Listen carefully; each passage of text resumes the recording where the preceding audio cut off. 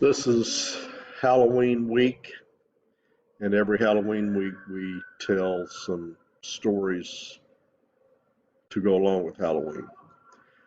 History is all about telling stories, passing down stories orally from one generation to the next. I'm going to tell you three stories. The first story happened to me when I was a little boy, and I'm going to tell it to you exactly the way it happened. It may not be scary to you, or it may, but I'm just going to tell you I don't have any explanation for any of the things that happened. Nothing like what I'm going to tell you has ever happened before. Um, the story has three parts. The second story is one that my father told me that he said happened to him, and he said that it's true. You can be the judge of that. And then the third story was passed down to him from his grandmother, my great grandmother. And she lived to be 100 years old. She died in 1963 when I was just a young boy. So you'll have some idea of how long ago her story. But the first story that we start with is when I was about 11 years old, 11 or 12 years old. My parents had just bought a lake house on Lake Santa Fe in Florida. Lake Santa Fe is about 15 or 20 miles away from Gainesville, if you follow college football, where the Florida Gators play. But Lake Santa Fe is a big lake, a nice sized lake. It was full of fish, and my little brother and I, we loved to fish. And you can see from the red dot here, that was our house, and a few houses away, my brother in law's parents had a house. So we stayed at both houses. All right, this is a picture of my little brother, and that's me in the middle, and that's my brother-in-law Sherman. The first part of this story, in fact, the first two parts of this story, take place around this house here. This was his dad's house, and the second part of the story has to do with this car here. But you can see this is the house that I'm talking about in the first part of the story. The second part is when we saw the little girl. These are some other pictures of us about the time that the incident happened. I just wanted you to realize that we were just little boys, so that this stuff that happened was extremely frightening. It would be frightening to me today, even as an old man, but at the time it was extremely frightening. What you need to know about uh, us is that my little brother was a year younger than me, and he was a really scary kid. He was the type of kid, you've all met him on baseball teams and soccer teams, that is just really frightened of everything. If he got a scratch on his ankle from a thorn, he would think that it was a snake bite, and we would be up all night with him worried about that. If he got a little bump on his arm, he would think that he had been bitten by a black widow spider, and we would have to console him that he was going to be all right. But he was just a scary kid. And because he was so scary, I think I went the other direction, and I wasn't very scary and did a lot of crazy stuff just to prove that I wasn't afraid. My brother in law, his name is Sherman. He was the nicest guy. He was the best brother in law you could ever have. He took us fishing and everything. He was just really nice. And all three of us were ardent fishermen. We all three loved to fish. We fished every chance we got, and our plan was to catch the largest black bass that had ever been caught, and we would all be famous. That was what we all thought that we were going to do. This is gives this little map gives you some idea of how things looked. There was a dirt road that went around our houses. Our house was here, and then 4 or 5 houses away was my brother-in-law's house. Now, when we bought the house down on Lake Santa Fe, we my little brother and I would get up real early in the morning, like 4 or 5 o'clock in the morning. We'd be making noise. So my parents didn't like that very much. They wanted to sleep late when they would go down on the weekends to the lake house. So they sent my little brother and I to start staying at his house, and my sister would come and stay with them, and we would stay in my brother-in-law's house so that all the fishing and stuff wouldn't interrupt them. And we were there at our house plenty, but in the mornings we would spend the nights at my brother-in-law's house so we didn't bother anybody. About this time that we we started staying at my brother-in-law's house, my little brother got sick. We were very afraid that he might die. He started losing weight.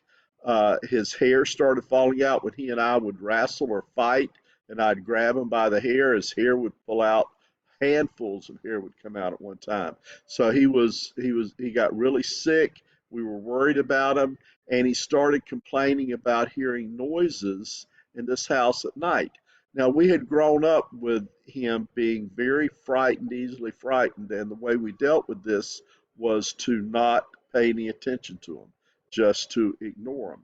So he's talking about he's hearing noises in this house, and we just ignore him. And even to this day, I feel a little bad that we treated him like that. But let me go on to the story. This is the inside of the house. My brother-in-law's bedroom was here. My little brother and I, we slept in the next bedroom, and my little brother made me keep the door open and a light on in the hallway. And then there were two empty bedrooms. This was the living room, kitchen, bathrooms, and then a dining room. Then there was a porch at the front of the house. Well, we go in to down there to go to sleep to spend the night. And my little brother is really nervous. My brother-in-law, such a nice guy, takes him through the entire house, and they check the house from top to bottom. And all of the windows and all of the doors are latched on the inside with these metal hook latches. So there's no way to open a window or a door from the outside with these hook latches, and especially to latch them back if you were outside. But you can't. Everything is hooked from the inside. My little brother made my brother-in-law look through everything, and everything was latched. He always made them look under the beds and in the closets just to make sure there was nothing there. My little brother was really, really frightened. So we are trying to go to sleep. My little brother, he's elbowing me and tickling me and messing with me, and I'll turn over and I'll sock him in the jaw, and we'll fight for a little while, and I'll try to go back to sleep. Anybody that knows me knows that I like my sleep, so I want to sleep. And he won't let me sleep. He's not going to let me sleep. So all night long it's going on. He's nervous. He won't let me sleep.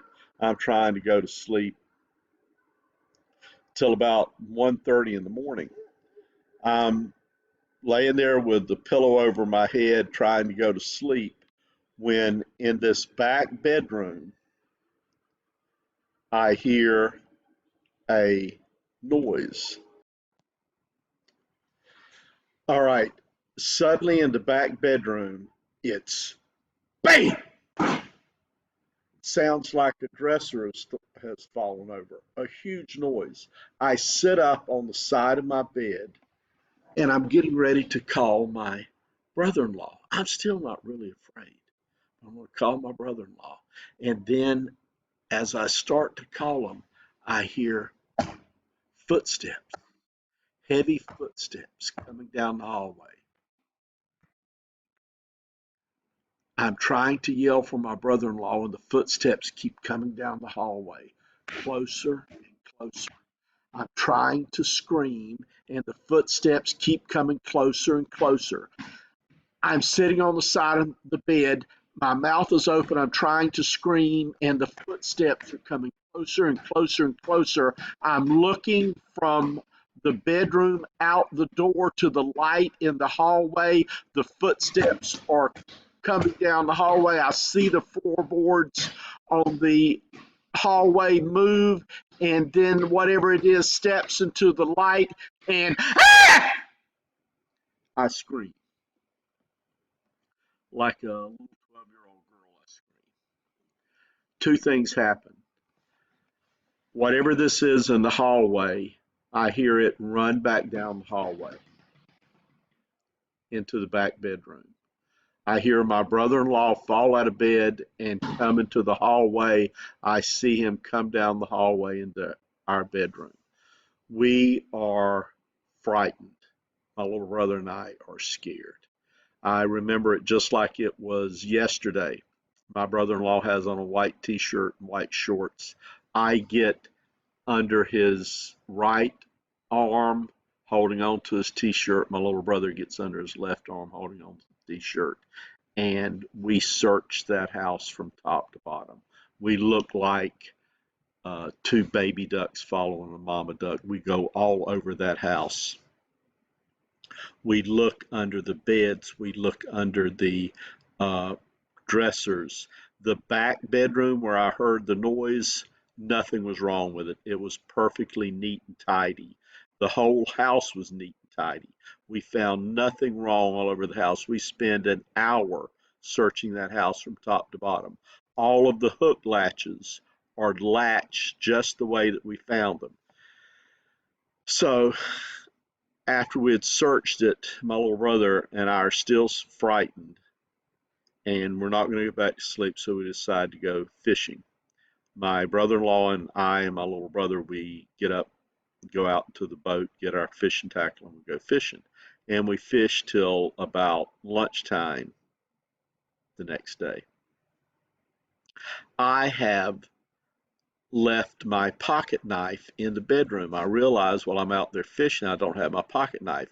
And little boys back in those days, we all carried pocket knives, and I'd gotten this Barlow pocket knife for Christmas, and I was really worried about it, really wanted it back, and I had left it on the dresser next to the bed. So my plan was to jump on the porch, run through the front door, go down the hallway, go into the bedroom, and grab that pocket knife and get the heck out of there. So I jump on the porch, run down the hallway, run through the door into the bedroom, and I reach to get my pocket knife off the dresser when I see the bed that my little brother and I had been sleeping on. The sheets, the bedspread, the blankets had all been torn apart, ripped to shreds like giant claws had torn them to pieces. I never went in that place again, but that's the first part of the story. Even though we never go back in there, there's two more parts of the story, and I'll start them in a few minutes.